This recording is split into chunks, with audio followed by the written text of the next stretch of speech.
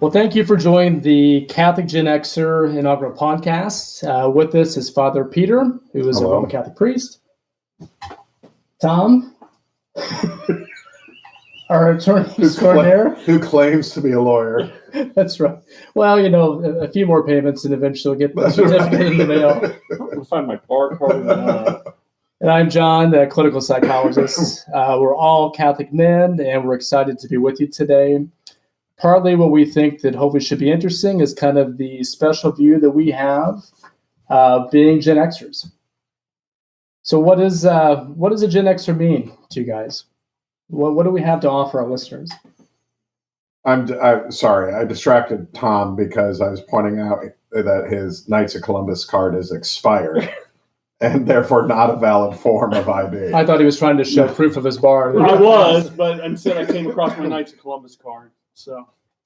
But that's a bar of some esteem. It is a bar. As a Catholic man, that's a fine bar to have. Yeah. Your what degree? Fourth. Oh, wow, dude. Yeah, he's entitled to the funny hat. Well, our listeners can't see the regalia that he wore. That's called a chapeau, and they don't wear that anymore. No, they don't. Well, Father Peter came in, you came out with the sword, and he walked in. Yeah, so as a fourth degree, I have sworn to protect and defend my parish priest. I'm really kind of rethinking my vows and my vocation, but it was easy before you knew who your parish priest was going to be. Like in the abstract, that's a good promise to make. But so, who are we as Gen Xers? What do we give? What are we going to offer our listeners? Well, why is Gen X the greatest generation, Father? Well, I mean, technically, my grandfather was the greatest generation, right? He fought in World War II. But I think Gen Xers are unique in being a bridge generation, right? That we were kids without a lot of technology, but we were young enough as the internet came in and computers really became dominant that we were able to still adapt and adopt to the new technology with relative ease. I mean, we're not, your kids these days, both of you, your kids are much more technologically savvy than I'll ever be, but I'm light years out of like my parents. So, Tom, did you have an Atari 2600? I did have an Atari 2600. Was it the kind of like the wood paneling in the console? It was. And the thing I remember is that amazingly in 1980, 81, when my family got our Atari 2600, games were the same price then as what I pay for Xbox games today. So in inflation back then, that was like $10,000. Yeah. My dad worked 3 jobs to buy Frogger. So games were what, $25? No, they were about $50 back then, is what I remember. Okay. Wow, that was really expensive. I know. We didn't have one, so. But you would go to probably the local mall, maybe a couple quarters, hanging out there. Yeah, the arcade. Yeah. Playing some Dragon Slayer. Do you remember that, like, there was a Star Wars game where you were flying across the Death Star. It was all like green and black. Yes, and it was just like outlines of the building. And we thought that was so cool. So like low-grade tech, right? But it was fun. Well, and, it was a generation of Star Wars, which sadly Tom doesn't like Star Wars, but he doesn't have a soul. Tom has no taste. That's right. Or does he? No. We'll let the listeners decide on that, Tom. I'm not so sure. So we are Gen Xers who are Catholic. What does that mean for us? Wow, he's getting deep quick. Well, who said he could ask the question? You did! You said, let's let John be the moderator, and me, being the happy-go-lucky guy I am, I said, sure, Father. Yeah, I thought that meant refereeing you. Oh, well. This is true. What was the question? So we're talking about like what we bring as like a Gen X. Well, what do you think we bring? I think it's something where our generation was one that was always kind of seeking something in some ways. And you had the greatest generation for sure. Then you had kind of the baby boomers. we were the ones who I think probably more in the 90s. This was like a lot of films like Reality Bites or Singles or things like that. Like, wow. Come on, Tom. No, that's deep. Yeah. We're searching for something. Singles was way better than Reality Bites, but I'm following. I agree with that. The soundtrack was excellent too. But so I think we were always kind of seeking something. We wanted, I don't know what we were searching, but it was meaning, it was a sense of identity, right. Things like that too. And I wonder if that kind of spills over into the faith. Yeah. I just like how you draw these analogies in life. So tell me, what did it mean when Winona Ryder went to the convenience store and bought beer with her dad's credit card? Oh gosh. What's the message behind that? I don't remember the movie that well. I just remember that. But apparently it sounded like your Winona obviously had a deep impact on your life. That's right. Or her dad's credit card. Right. Not sure which one. Right. So I think that's some part of it. I wonder for the three of us, we've kind of naturally been searching as far as the faith. And we've been seeking something which is bigger and more important to us too. And the difference is that like Reality Bites and Ethan Hawke, we've actually found something which is great, which is the faith. The way he recalls minute details from little bit ones. Could you have said Ethan Hawke was in Reality Bites? No. I could not. No. He's glad I said it, probably. He might have gotten a royalty check. That's what I was going to ask. Do we owe Ethan Hawke a royalty? Yeah, I think that we're also the first generation to drift away from the regular practice of the faith in large numbers. That the many baby boomers came back to the faith after a few years in college or early adulthood, but that Gen Xers, in spite of being a small generation in ourselves, many of us just kind of drifted away from the practice of the faith and never came back. And so I think the ones that are kind of regular practicing Catholics, do feel pretty strongly that they've found something worth holding on to. So what do you think happened to the rest of them that didn't come back? I think they're going to hell. Well, no. No, I think for many of my friends from college or high school or whatever, that there were some bad experiences with the faith. And it just doesn't seem important enough to invest in, having had some negative or disillusioning or unfulfilling experience with faith. I think you're right. Of course, and feel free to cut me off. But I think part of it's just because the baby boomers were the worst parenting generation ever. Yes. And they raised our generation to believe that if it doesn't make you feel good or it doesn't make you happy, you don't have to do it. Right. We were not raised with a sense of obligation. Right. People are always shocked when they say to me, Father, they say it with a great deal of kind of nervousness or anxiety, but they'll say, Father, sometimes Mass is boring. And this is usually accompanied with a request to do something that I find outrageous, music or puppets or a light show or something. And, they're always shocked when I say to them, Mass is supposed to be a little boring, right? Like it's the same thing week after week after week. It is what it is. But we were raised with a bit of an expectation that we should be pursuing exciting or fun or pleasurable or whatever.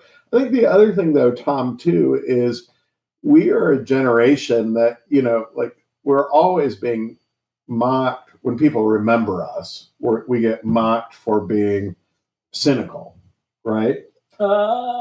I think the three of us probably. That's part of what we did the podcast, right?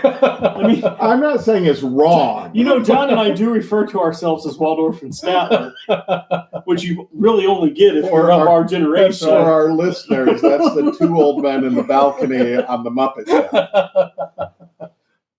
But I think the flip side of that cynicism is an early ability to detect fakery, right? And to see through. And so to see kind of the hypocrisy of the generation before us who extolled kind of religiosity sometimes without a real sense of faith. I think many of our peers just said, if it's all fake, or if, you don't actually love your neighbor, then why would I commit time and energy and money to this thing? I'm going to do John's job for him. I mean, but that's kind of the beauty of Catholicism, is that you feel guilty for not loving your neighbor because you're supposed to. Catholics actually feel guilty. I didn't know that. I'm a convert, so I don't have guilt. But Tom, our cradle Catholic neurotic. Yeah, lots of guilt bottled up in here. So guilt is something that we hear of a lot, maybe from our parents, grandparents, previous generations. Some of that's kind of a weapon, maybe, that others, have used against us, and even we kind of use against ourselves. So are Catholics really just that guilt-ridden, or is this something that Protestant... So maybe that's a fair place to start. Mm-hmm. Yes or no, is Catholic guilt real? I think there's two kinds. Yes or no? There isn't a multiple choice here, Tom. Catholic guilt is real, yes. Yes, but it's often misplaced. Like, I am shocked always that somebody will talk to me and they'll say, Father, I feel guilty about this. I felt guilty about it for years, and I just have to kind of know how I should feel about it. And I'm like, why are you feeling guilty about that? Like, on the one hand, they're feeling guilty about something that they don't need to feel guilty about. On the other hand, they're doing something else with their life that really ought to maybe make them feel a little bit of guilt. So there's Fair kind enough. of like this, it's often misplaced guilt. Fair enough. I would vote yes. But then what you just said begs the question, is it really then just Catholic guilt, or is that really kind of a self-absorbed? Well, I think you have to ask, is there healthy guilt or is there unhealthy guilt? Right. And, what I talk about a lot with people is that, because most of the people I work with are Catholic, the first part of it is, healthy guilt is a well-formed conscience. And it's something where that is reparative. I mean, It's reconnecting. Right. And so sometimes I think the easiest, benchmark for some, not for all, is it a sin? I mean, that's maybe one place to begin. I mean, really, what is the nature of the injury if it's happened? I think when we talk about Catholic guilt, though, we're not talking about well-formed conscience part of it. We're talking about anger turned against ourselves, what I would call more of a, get ready, Tom, persecutory anxiety, where you're taking it out on yourself and you can't stop worrying about it and you just can't let it go. I'm still writing down persecutory anxiety. That's right. So That's why in later. the first take of the podcast, he introduced himself as Dr. John. Now we know it's to get away with using words like persecutory anxiety. I'm just trying to impress you guys. Yeah, well, I'd pull out law school Latin if I remembered anything. You can probably speak in Latin. So, but I mean, part of that is the Catholic guilt is, I am so bad, I am so bad, I am so bad. Someone's going to be mad at me. And the kind of the ridiculous example that I use with people, and this works great with seminarians, is where you're kind of back home on break and you're going to Mass, and after Mass, you're praying for Thanksgiving. And here comes somebody you'd seen, you knew from high school. You haven't seen them for a few years. And while you're praying, you make eye contact with them so they know they've seen you and they know that you've seen them. And they walk away and they leave the church. And the rest of the day you think, this is terrible. Now, Tom had seen me. He knows that I saw him. He thinks I'm blowing him off. Right. He's going to think I'm a terrible person. I feel so guilty. I'm just so terrible. I can't believe I did that. And being that festering all day, I think that's, more in lines of unhealthy Catholic guilt. Yeah. I think something I hear folks confess a lot is judging other people. Mm-hmm. And I think a lot of times Catholics feel guilty over making what are true observations about other people. They just aren't nice. Mm-hmm. Right? So does that make it okay? I think sometimes it's true. Like some people are dumb. And Amen. Right? Like it's not, when Christ talks about judgment, he's actually talking about of their eternal soul or disposition, right? Like, don't decide somebody's going to hell just because you don't like them.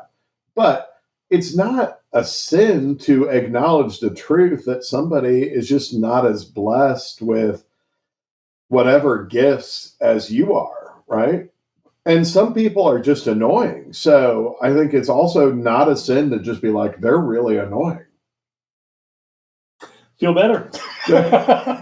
So I guess what's confession and the resurrection this time. But is that uniquely Catholic? I think in the sense of the guilt over like it being judging, that's where it gets tied up with religiosity. We're working some things out for you here, Tom. We are. This is great. Do I owe you? Am I going to owe money? Just leave a check on the table. You take a check? Wow. Or Gen Xers, Tom. I have cassettes in my car. It's going to pay in Bitcoin, but okay. Settle down a lot. I mean, we do have cool people. Like Elon Musk is a Gen Xer. Right? Oh, I thought you were going to say he was Catholic. Maybe he is. I don't know. I don't know. Do you think I could get him to sign up for my parish? Might get a free car. Because, well, I think he's more worried. Me, I think he's more worried about the 10%. This is Well said. That tithe would expand our parish enormously. Yes, it would. We have the Father Peter wing right over there. No, we're not allowed to name buildings after living priests. Well, I've heard of such things. We're going to get in trouble really quick we here. Are. Yeah. We are. So what do we do then with, we're figuring out some of what is good guilt maybe and what is not so good guilt, or maybe just observations. Well, I'm not satisfied yet. Okay. So why is guilt unique to Catholicism? It's not unique. It is worsened potentially in Catholicism. And you have like your other two choices in America, which kind of invented the concept of Catholic guilt. Your other two choices. Whoa, sorry, got to interrupt. So now you're saying Catholic guilt is uniquely American? It's a social, to call it such, it's a social construct. Okay. Yeah. I'm learning. This is great. In America, you largely have then like Protestantism or nothing, right? Who are looking at Catholics and saying, oh, Catholics are so bound up with guilt. Part of that is inherent in Protestantism is one, a tendency to not want more rules than are absolutely necessary, and no sacrament of confession. And of course, in the nothings, the no religious practice, you have none of that. So when you look at Catholics, we have a lot of rules that we're very clear about-ish, and we have the sacrament of confession, and especially when you go back kind of 50 years ago when people would line up on Saturday afternoon to go to confession, you got two stereotypes. You got the stereotype of Catholic guilt, and you also got the stereotype of like go to confession and then go out and get drunk on Saturday night, right? So would you say that the guilt aspects comes from confession, and we're constantly evaluating what we've done and preparing for that next confession? Yeah, I also I think on the healthy side, that's it. I think the other side is a lot of misunderstood or poor catechesis about what the rules are, right? Like, I remember talking to some older folks who lived through the transition when the church went from no meat on any Friday of the year to you could eat meat as long as you did a different form of penance on Friday. Mm-hmm. And then it's no meat on Fridays of Lent, right? So they had in their mind that sister had taught them in grade school that eating a cheeseburger on a Friday was as bad as killing a person. Mm-hmm. That those had an equivalent moral weight. The church herself has never taught that. And I don't know, right? I wasn't there, so I don't know if sister actually said that. But in their minds, that's how it was. And so that's a perfect example of that Catholic guilt over a confusion about what the rules really are. So that's a good point. I fairly recently became aware that the trade-off for eating meat on Friday the rest of the year was that you did something else. Right. And I will readily admit I've never done that something else. Right. So then is Catholic guilt part of knowing there's all these rules out there and I'm breaking some of them? And I think you should be feeling some guilt right now, Tom. I think so. well, I am. You want to go? We can add this to my list. We can just record your confession right here. I don't know that the rating agency. Well, your wife may be interested. Right. So, but part of that, though, I think, too, is that the authority figures, even though speaking with authority but not in truth, that tends to kind of confuse a lot of things as far as our parents and grandparents. That's right. And then the other part of it, too, I think that spills over even further as far as in, who is God? Right. Is God kind of like, the image like Zeus on the cloud with a lightning bolt, like looking to strike you dead when you're not in a state of grace? Is he like the divine accountant? We die and, 249, good virtuous things, and 250 bad things like sins, and we go to hell. I mean, so it becomes very kind of economic or measured or kind of like this sense of like out to get you in a persecutory way. And I think that's why we always forget this, right? But God reveals himself as Father to us. And of course, we all have experience of human fathers who are by nature, kind of fallible, right? They make mistakes, but yes, Tom, even you, they make mistakes, but we get a sense of love from most of us, from our fathers, maybe not everybody, but most of us. We get a sense at least of what fatherhood could be like. But we don't transfer that as readily to God. Instead, we do kind of fall into these false accountant, Zeus, judge kind of aspects, and we lose sight of the Father, in which, we don't, like, in perfect fatherhood, there is no need to feel guilt. Well, I wonder, though, with our generation is where part of what we were taught and maybe our parents and how they've, suffered justly, unjustly, etc., how that spilled down to us. And I wonder if part of it is now if Catholic guilt's going away just because people are just going away. I don't know about that. I don't know. I mean, do you hear a lot of people that's we know? Not effective contrarianism. Well, I had another thought. I wanted to go down another path, and he changed directions. Mm-hmm. I mean, do you hear? Well, Father Peter knows he's a priest, but do you hear a lot of us as friends talking? I didn't think use you the have phrase time Catholic guilt. Oh yeah, I have multiple Catholic coworkers. Maybe it's just my friends don't feel much guilt at all. How many times do they do that when they're just justifying what they want to do anyway? No, I think it's back to what you said earlier about some people just deserve to be judged, and you feel bad for judging them. Okay. Yeah. But so I was going to take a different track. Have you guys read the book The Shack? Yes, years ago. So do you remember, and this is going to be a spoiler, so if you haven't read the book and you want to stop listening, please pause the podcast. So you remember the part where Mama, whatever she called herself, the Right. God who was the Right. female. Because God revealed himself as father doesn't mean we can accept that. We have to rewrite it as a big black grandmother. Right. So Right. she's talking about the molester / killer. Right. And she gives the whole, I love all my children. Right. And I love him, but he's still going to have to do some time out. Right. That makes perfect sense to Sure. me. But as Catholics, do we have more trouble accepting that than our Protestant brothers and sisters? Is that true? I mean, is that the way that it works? I don't know. faith. You think he's just going to weigh everything out and be like, sorry, dude? I don't think it's that simple, but I also think that there is justice too. I don't think it's kind of, I'm okay, you're okay. We all kind of get a pass in some ways too.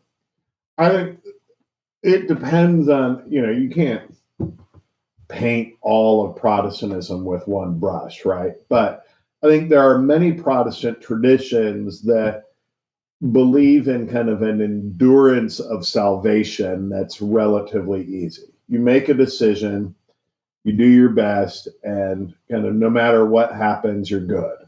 You're saved. I think Catholics have a much more nuanced belief in that even for the baptized, there's a possibility that you could choose to walk away. And that you could walk so far away of your own choice that if death catches you unaware, it's hard to get back. Right? And so I think that might contribute to a sense of guilt for Catholics of, we know we're playing roulette here when we choose to sin. And we know we're risking the potential of salvation for a night out in Vegas. Well, do people still do that? Tom was just there. He's got the tattoo to show it too. Well, and I think the other part of it too, in some ways maybe uniquely Catholic, is that, our view of suffering is maybe different too, as far as like Protestant brethren and sisters. So, I mean, in terms of where, do we accept Jesus Christ, our personal Savior, and we're saved by the blood of the Lamb, and that's, everything is good. But now for Catholics, it's like, yes, we're baptized, we're part of the faith, and there's a lot of, rites of initiation as far as being fully Catholic. Yes, I've been actually working with our kids on that too in the workbooks. But it's something where I think in that regard, the Catholics make, meaning in the suffering in terms of, in some ways, are we uniting our suffering with Christ, the passion? Take up your cross and follow me too. So it's not something where it's just, kind of get out of jail free card. There's a lot of hard stuff that we still have to do on earth too. Yeah. Tom? Taking it in, man. Oh. Because I'm thinking of other topics here that are probably later episodes. Yeah. How are we doing on time, John? I think this is a great start. We hope that this is a good introduction a bit to, maybe an interesting perspective we have. Hopefully this is something where you want to tune in again and listen to more, because we certainly have a lot more to say. Maybe there'll be some people that actually want to listen. So well, thank you, Father Peter, for being with us, Tom. And I, John, good being with you. Look forward to the next podcast.